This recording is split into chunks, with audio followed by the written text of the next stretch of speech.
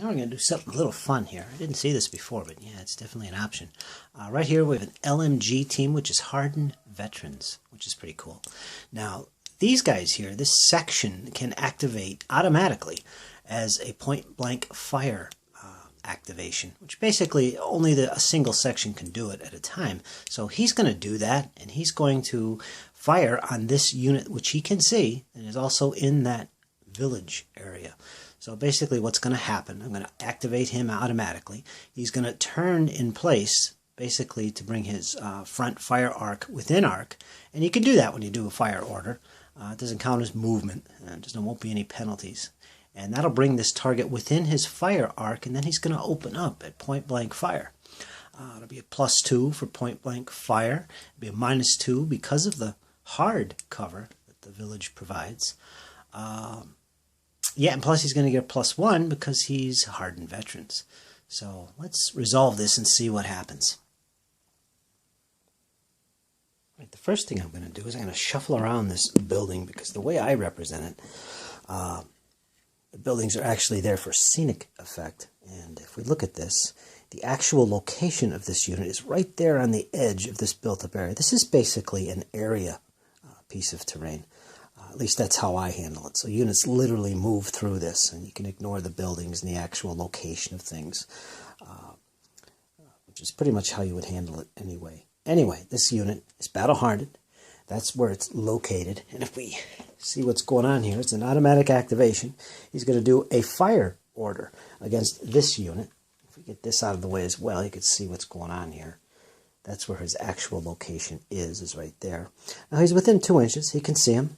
Now he's going to automatically activate and issue a fire order. And with that order, he is going to make a move to bring this guy in his fire arc, which is 90 degrees to either side or 180 degrees. That's fine enough for me. In fact, let's not turn him all the way. I don't want to expose the flank to enemy fire. That's good right there. Range is within close range, which is 4 inches, so he's going to get a +2. However, this is hard cover. They're going to have a -2 to hit them. So it's going to basically cross out. This unit is battle hardened, which basically means they're going to get a +1 to hit. So the effect is basically a +1. So let's roll that dice and see what we get here. It's a little trade. They have a +1. They need a 6+. And they get 6, 7, 8, 9. They scored a 9, and that's pretty good. We'll pull out our chart and see what we get here. Hopefully we'll avoid some glare. Anyway, the 9 would be this column right here. That's the result.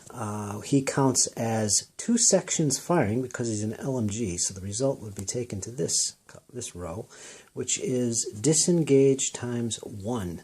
So that 1 unit target will have to make a disengage test. So let's do that right now. And that is a standard regular unit of Panzer Grenadiers. I'm mentioning that because I do have some elite veterans in there. So they get a 2 plus a 1 is 3. That is tragedy. And if we look for under the disengage,